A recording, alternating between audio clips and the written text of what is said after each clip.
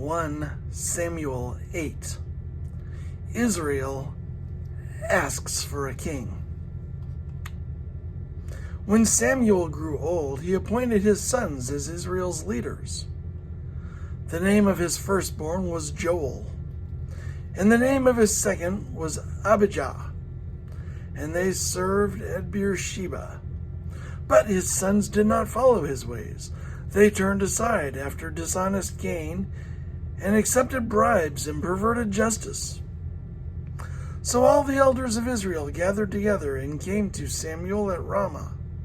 They said to him, "You are old, and your sons do not follow your ways. Now appoint a king to lead us, such as all the other nations have." But when they said, "Give us a king to lead us," this displeased Samuel, so he prayed to the Lord. And the Lord told him, "Listen to all that the people are saying to you. It is not you that they have rejected, but they have rejected me as their king, as they have done from the day I brought them up out of Egypt until this day, forsaking me and serving other gods, so they are doing to you. Now listen to them, but warn them solemnly, and let them know what the king who will reign over them will claim as his rights." Samuel told all the words of the Lord to the people who were asking him for a king. He said, "This is what the king who will reign over you will claim as his rights. He will take your sons and make them serve with his chariots and horses, and they will run in front of his chariots.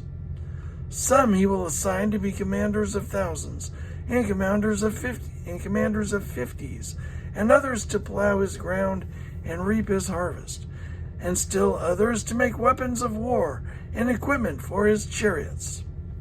He will take your daughters to be perfumers and cooks and bakers.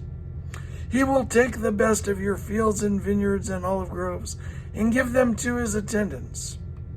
He will take 1/10 of your grain and of your vintage and give it to his officials and attendants, your male and female servants, and the best of your cattle and donkeys he will take for his own use. He will take 1/10 of your flocks, and you yourselves will become his slaves. When that day comes, you will cry out for relief from the king you have chosen, but the Lord will not answer you in that day." But the people refused to listen to Samuel. "No," they said, "we want a king over us. Then we will be like all the other nations, with a king to lead us and to go out before us and fight our battles." When Samuel heard all that the people said, he repeated it before the Lord. The Lord answered, "Listen to them and give them a king." Then Samuel said to the Israelites, "Go back, everyone go back to your own town. Everyone go back to your own town."